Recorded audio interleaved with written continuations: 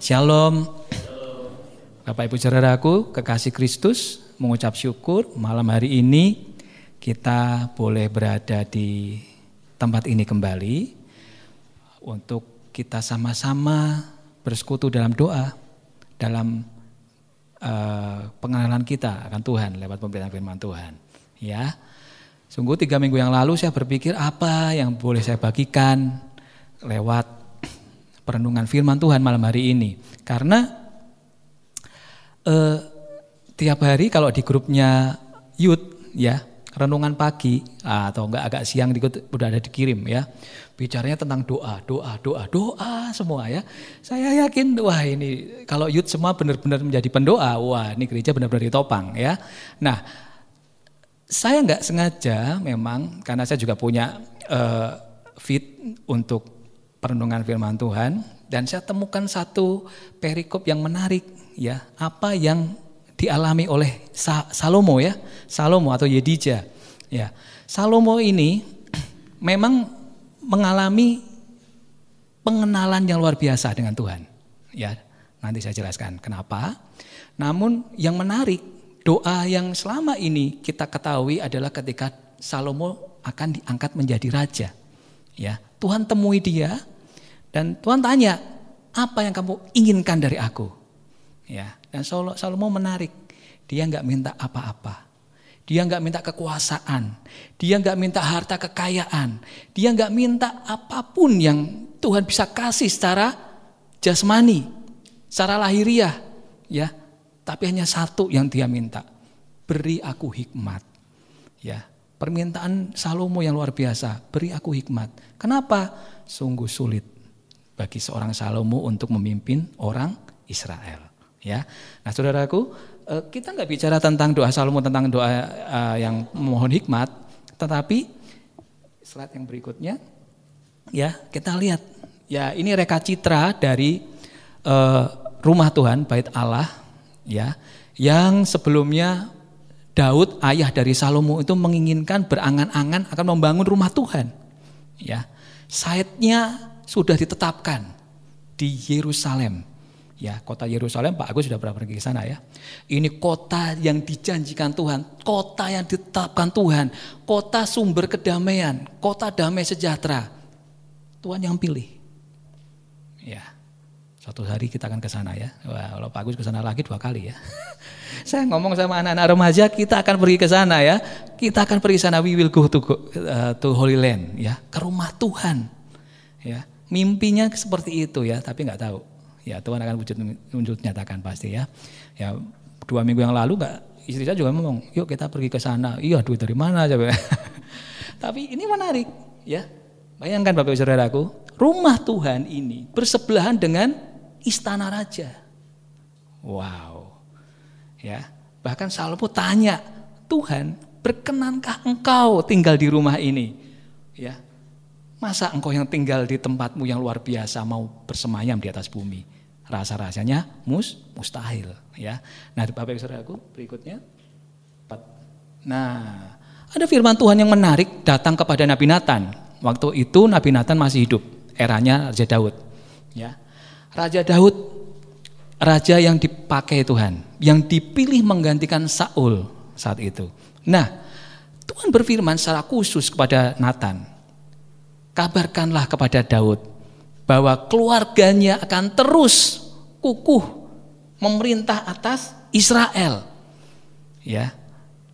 Dan nanti, tapi bukan Daud yang akan membangun bait Allah, tetapi Salomo. Dan seluruh keluarganya akan dikukuhkan, memegang kuasa atas seluruh Israel, berkuasa atas seluruh orang Israel. Tapi ada syaratnya. Ya. Nah itu menarik. Nah, apa yang menjadi doa syukur Daud? Daud pun bersyukur atas apa yang terjadi dalam kehidupannya. Daud pun mengalami perubahan hidup, ya, mengenal Allah dan dipakai Allah menjadi pemimpin atas orang Israel. Ya, ada perjanjian dan berkat Tuhan atas keluarga Daud. Ini yang menarik. Namun demikian bukan Daud yang akan membangun rumah Tuhan. Ya, Daud sudah punya cita-cita, punya destiny. Aku akan membangun rumah bagimu Tuhan. Oh no, bukan engkau, tapi anakmu Salomo. Ya, kehidupan Daud nggak lebih bagus sebetulnya ya. Hidupnya penuh penuhan darah, berperang dan berperang. Berbanding terbalik dengan Salomo. Salomo hampir nggak pernah berperang sebetulnya. Ya, luar biasa ya. Karena ada kekhususan yang tadi saya sampaikan. Nanti ada keterkaitannya Bapak Ibu Saudaraku. Nah, di 2 Samuel, nanti Bapak Ibu bisa baca sama-sama, dan di 1 Raja-Raja 8, itu bagaimana Daud berdoa, dan doa itu didengar Tuhan, dan doa itu diwujud nyatakan. Jadi Salomo yang akhirnya membangun rumah bagi Tuhan. Selanjutnya, nah, Salomo punya nama lain Yedija, ya, yang dikasihi Allah. Wow, keren banget. Ya, siapa yang mau dikasih Allah? Semua mau ya. Luar biasa. Kalau engkau dikasihi, kira-kira apa yang kamu minta dikasih enggak? Sama orang yang mengasihimu. Dikasih kan? Ya. Nah, tapi kadang-kadang enggak. Tanya istri saya ya. Katanya mengasihi, ya kan? Tapi minta aja susahnya minta ampun ya. Tapi itu menarik. Itulah manusia. Tapi Tuhan tidak pernah gagal akan janjinya. Tuhan selalu menggenapi janjinya. Ada perjanjian yang teguh yang Tuhan taruh. Dan itu dianugerahkan kepada Salomo. Engkau yang akan membangun rumah bagiku.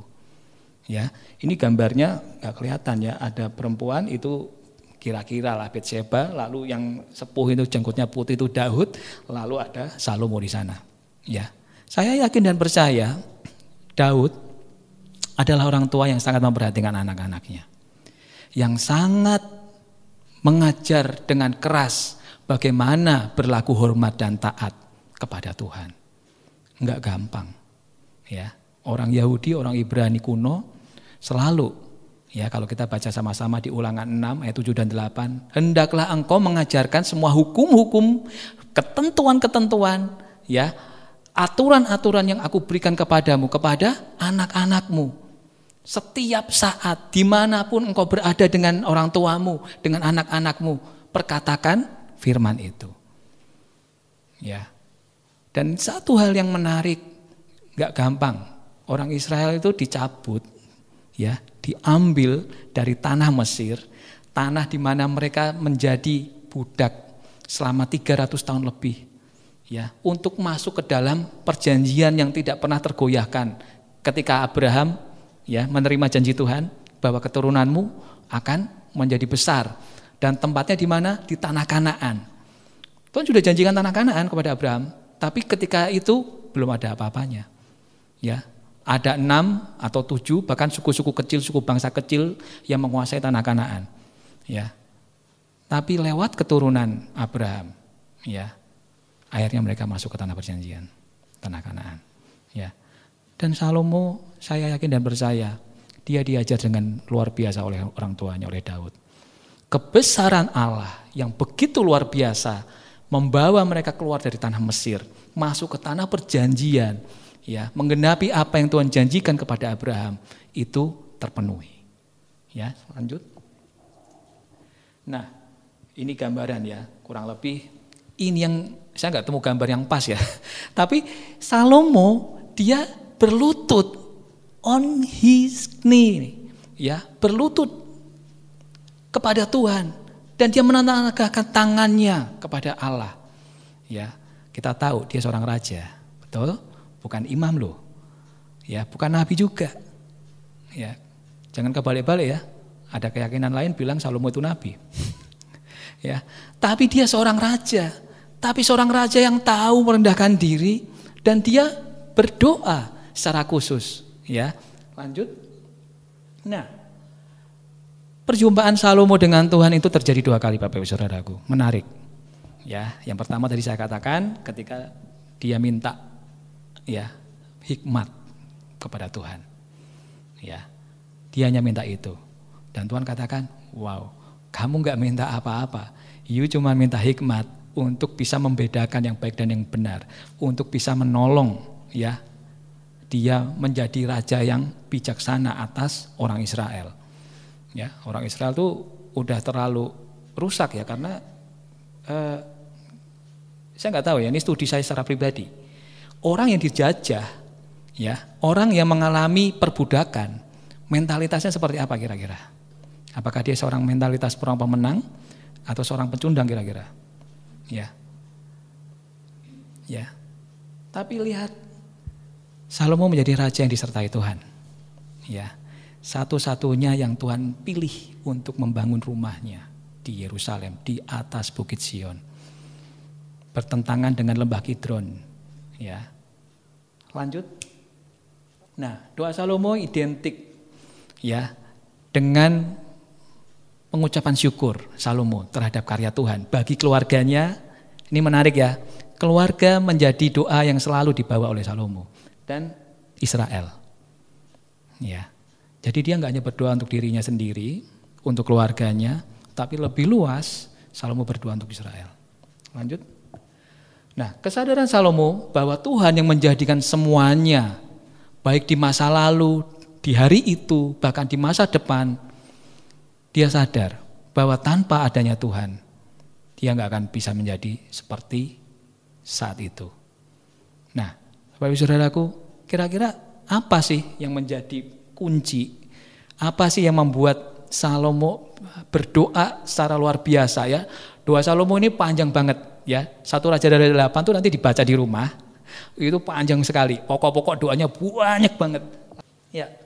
Bagaimana Salomo dalam doanya meyakini bahwa Allah satu-satunya Tuhan yang bisa terpercaya, yang bisa dipercayai. Bapak Ibu Saudara, ada 3.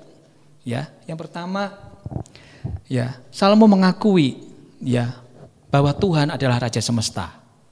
Ya. Dia mengakui ya Tuhan Allah Israel, penegasan Tuhan dalam caps lock, dalam huruf besar. Ini secara khusus bicara tentang Allahnya Israel, bukan Allah yang lain ya. Mohon dipahami. Tidak ada Allah seperti engkau, hanya satu. Ya. Nobody else. Tidak ada pribadi lain selain Allahnya Israel. Ya, di atas dan di bumi di bawah. Ya, menarik ya. Ingat minggu-minggu kemarin kita berdoa diajar Pastor Henok tentang doa Bapa kami. Ya. Dipermuliakan engkau, Bapa kami di surga, dikuduskanlah namamu di bumi seperti di dalam surga. Ya. Allah atas semesta alam. Ya. Ini yang menjadi doa Salomo. Dan gak ada lain. Ya. Bandingkan di Yesaya 43 ayat 10 dan 11. Ini ayat yang luar biasa. Yang membicarakan bahwa satu-satunya Tuhan yang menebus dan menjadi juru selamat bagi Israel. Dan tidak hanya Israel, tapi bagi semua bangsa-bangsa. Ya, ini menarik. Aduh, nggak kelihatan ya. Tetapi benarkah Allah hendak diam di atas bumi? Ini pernyataan Salomo dalam doanya ya. Benar nggak Tuhan? Aku bikin rumah buatmu, engkau akan berkenan dengan rumah yang aku bikin, yang aku bangun bagimu, dan engkau bersemayam atasnya. Engkau bertahta di sana menjadi raja secara langsung memerintah atas Israel. Ya, tapi kita ingat ya, Tuhan kita luar biasa ya. Tuhan yang nggak pernah mengingkari janjinya. Ya, keluar dari tanah Mesir, Tuhan janji sama Musa, aku akan menyertai engkau. Ya, lewat tiang awan dan tiang api. Awan siang hari, tiang api malam hari. Dan Tuhan hadir di tengah-tengah mereka. Dan sekarang era Salomo ketika bait Allah dibangun, luar biasa. Ya. Tidak mungkin aku bikin sesuatu yang bisa memuat engkau. Begitu besarnya Tuhan, begitu agungnya Tuhan, begitu kudusnya Tuhan, begitu sucinya Tuhan. Hingga Salomo juga gak yakin apakah tempat yang dia sediakan layak dan diperkenan oleh Allah. Bapak Ibu Saudaraku, ini menarik. Ya, Salomo meyakini, dia tahu keterbatasan dia sebagai seorang manusia. Walaupun tadi ya, bait Allah tadi yang dicitrakan tadi seperti tadi, bukan citra ini ya. Luar biasa. Bangsa-bangsa itu memberi kontribusi untuk pembangunan bait Allah ini ya. Emasnya dari negeri Ofir, ya. Belum lagi kayunya dari kayu aras, ya. Itu ada di Libanon, ya. Kayunya spesial, batu-batunya juga dibawa, ya. Emasnya selaput-selaput yang dilapisi dengan emas, tembaga-tembaganya semua itu khusus. Dibikin oleh tukang-tukang yang spesial, ahli bangunan yang spesial. Banyak persembahan bangsa-bangsa kepada tempat Tuhan ini. Ya, luar biasa ya.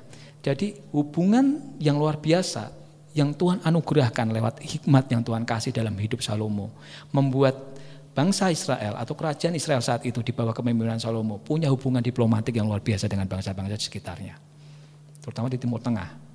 Ya, sampai hari ini, ya negeri itu diberkati, ya Israel dan negeri-negeri yang diberkati yang paling hebat di mana di Timur Tengah, ya kan? Ya, luar biasa. Lanjut. Nah, ini menjadi peringatan bagi kita. Aduh, tulisannya gelap banget ya. Matius 23:10.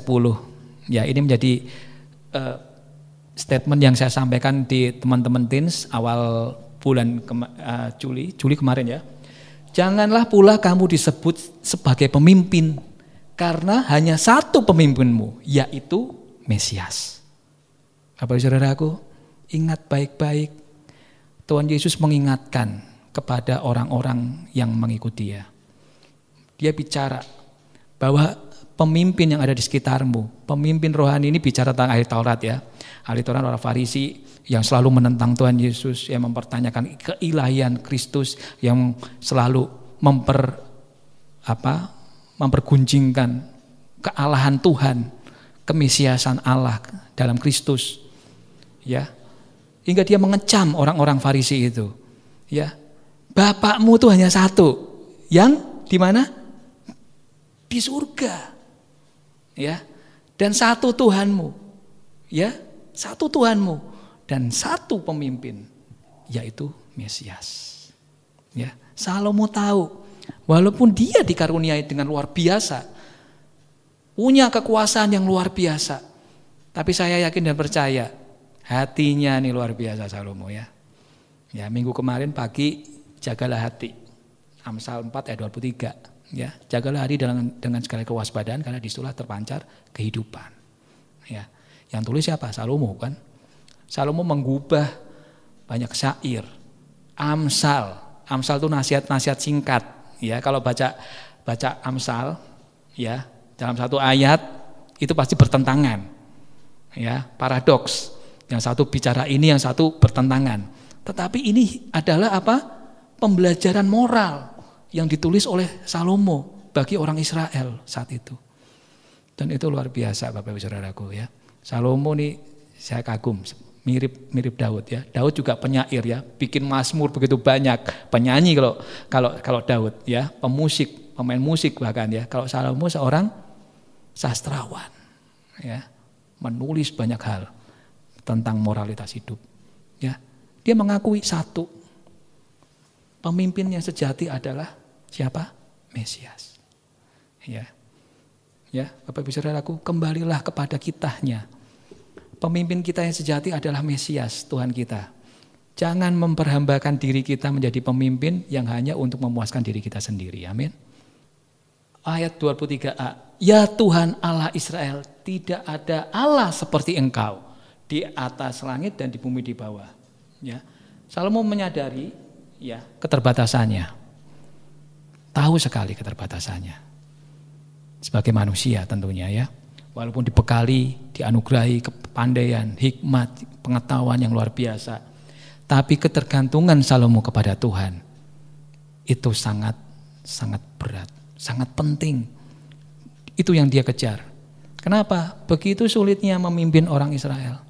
Ya, kita ingat kisahnya bukan? Musa begitu pusing memimpin orang Israel berserta Harun kakak dan Miriam kakak perempuan. Begitu susahnya memimpin orang Israel. Sejarah itu berulang-ulang terus.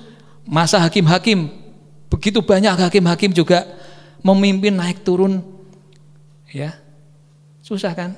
Menjadi pemimpin gak gampang. Siap jadi pemimpin? Ya, di sini banyak anak muda. Anak muda ini adalah bekal bagi masa depan, ya. Manda, ya, Dinda, Citra, ya, Eci, ya. Semua ini pemimpin di masa depan. Gak gampang. Kalau engkau nggak punya ketergantungan yang kuat dengan Tuhan, sulit menjadi seorang pemimpin. Ya, Salomo berdoa, tidak ada Allah lain. Ya, hanya Dia. Kebergantungan Salomo begitu besar kepada Tuhannya. Ya, lanjut. Nah, doa yang kedua lebih banyak bicara soal pengampunan. Ya, kenapa? Ya, dan dengarkanlah permohonan hambamu dan umatmu Israel. Ya, yang mereka panjatkan di tempat ini di bait Allah, bahwa engkau juga yang mendengarnya di tempat kediamanmu di surga, dan apabila engkau mendengarnya maka engkau akan mengampuni. Ya, begitu sadarnya Salomo bahwa tidak ada manusia yang tidak kebal dengan dosa. Betul?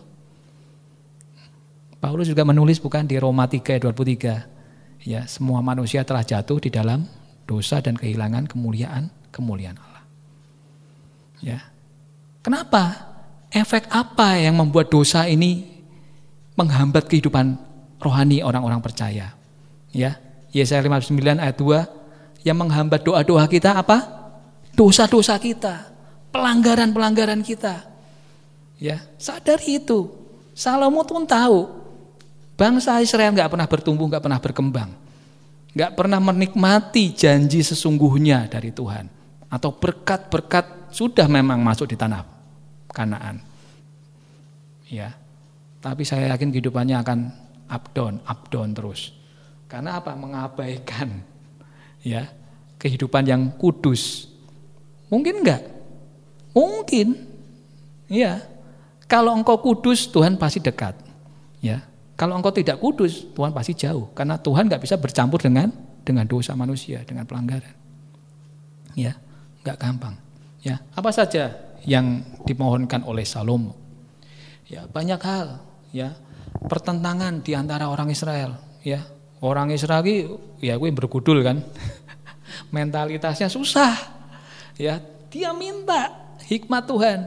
Kalau mereka saling bertentangan, engkaulah hakimnya. Engkaulah Tuhan yang menjadi hakim atas orang Israel. Aku hanya raja yang terbatas. Tetapi sejatinya engkaulah yang menjadi hakim atas mereka. Ya. Sekarang kita lihat sekitar kita, orang main hakim sendiri bukan? Bahkan melebihi Tuhan, betul? Tuhan Yesus bilang sendiri apa? Bapakku yang akan menjadi hakim, betul? Yang mengadili. Tapi sekarang kita saling menghakimi satu sama lain, menyalahkan orang lain. Nggak ngelihat, kita juga sendiri kadang-kadang salah, betul? Ini ironis, ya. Bapak Saudaraku, lanjut. Ayat ke-33, kekalahan dari musuh. Rupanya Salomo juga menengarai kalahnya orang Israel diserang oleh suku-suku bangsa di sekitar tanah Kanaan. Bisa jadi karena apa? Karena dosa. Karena dosa. Ya, apalagi? Tiada hujan atas tanah. Hujan ini lambang berkat Tuhan. Amin. Tanpa ada air, ada kehidupan? No. Ya, ini sudah nyata kan? Musim panas yang akan panjang sudah mulai berlalu 1 bulan, 1,5 bulan ini. Mungkin bahkan lama sampai Oktober November kita akan jumpai hujan kapan? Ya, ingat Elia berdoa selama berapa tahun gak ada hujan di atas Israel? 3,5 tahun. Begitu sengsaranya kehidupan tanpa ada air, betul? Ya. Dan Salomo tahu bisa jadi ini karena kita berbuat dosa kepada Tuhan. Ya, apalagi? Kelaparan, penyakit dan hama. Ya, sudah pasti ya, nggak ada air pasti nggak ada yang tumbuh, nggak ada tumbuh, nggak ada yang bisa dihasilkan, nothing. Hama, tumbuh tapi dimakan hama, habislah puso, ya, nggak ada yang bisa dinikmati, nggak ada tuaian, nggak ada panen raya, ya. Penyakit di mana-mana, penyakit atas ternak. Bisa jadi ini karena dosa. Ya, Salomo tahu kehidupan yang enggak benar disertai dosa dampaknya luar biasa, ya. Lagi Oh ya, namun Salomo selalu ya mengingatkan Tuhan, Engkau yang mengenal hati manusia. Ya, jadi perhatikan Bapak Ibu Saudaraku, sikap hati kita itu penting saat kita berdoa. Ya, doa nggak boleh panjang lebar. Doa itu harusnya adalah komunikasi yang tulus, yang apa adanya kepada Tuhan. Ya, nggak usah dibuat-buat. Pernah ngelihat anak kita atau kita dulu waktu kecil minta sama orang tua kita sesuatu, ya, kita berpura-pura enggak saat meminta? Enggak kan? Pak, Ma, Bapak, Ibu, Ayah, Bunda, saya perlu. Ya, kira-kira mereka bohongin kita apa enggak sih? Tulus apa enggak sih mintanya? Ya, sama. Sikap hati kita kepada Tuhan saat kita berdoa itu menentukan. Tuhan yang mengenal hati setiap manusia. Tuhan yang mengenal setiap hati setiap orang yang percaya kepadanya. Ya. Orang yang sungguh-sungguh mohon pengampunan kepada Tuhan, Tuhan akan mengampuni. Amin. Sama. Saat kita sulit mengampuni, Tuhan tidak akan mengampuni. Ya. Tuhan Yesus sudah mengajarkan bukan? Ampunilah mereka. Ya kan? Karena mereka tidak tahu apa yang mereka lakukan. Keji sekali bukan? Tuhan Yesus gak ada salah, dihakimi, dihukum bahkan, didera begitu rupa. Yang terakhir, Salomo yakin dan percaya Tuhan itu luar biasa. Tuhan yang menyertai kehidupan orang Israel, juga bangsa-bangsa. Ya, menarik ya. Maka engkau pun kiranya mendengarkannya di surga, tempat kediamanmu yang tetap, dan engkau kiranya bertindak sesuai dengan segala yang diserukan kepadamu oleh orang asing itu, supaya segala bangsa di bumi mengenal namamu. Keren enggak Salomo? Ya. Doa yang misioner dari seorang Salomo. Salomo ingin memperkenalkan Allahnya kepada bangsa-bangsa. Bukan hal yang mustahil, hubungan diplomatiknya luar biasa. Ya kan? Ingat Sadrak, Mesak dan Abednego. Nah, dengan apa yang pergumulannya dialami, ya kan? Juga Daniel, Nebukadnezar, raja yang menghukum mereka karena mereka tidak mau tunduk pada perintah raja untuk menyembah patung yang mereka buat. Tapi semua berbalik. Ketika Tuhan nyatakan kuasanya di dapur api, di gua di mana singa tidak makan berapa lamanya, mereka masuk di sana tapi Tuhan tetap jagai dan pelihara mereka. Ya, apa kata raja? Demi Allahnya Daniel, Sadrak, Mesak dan Abednego. Ya.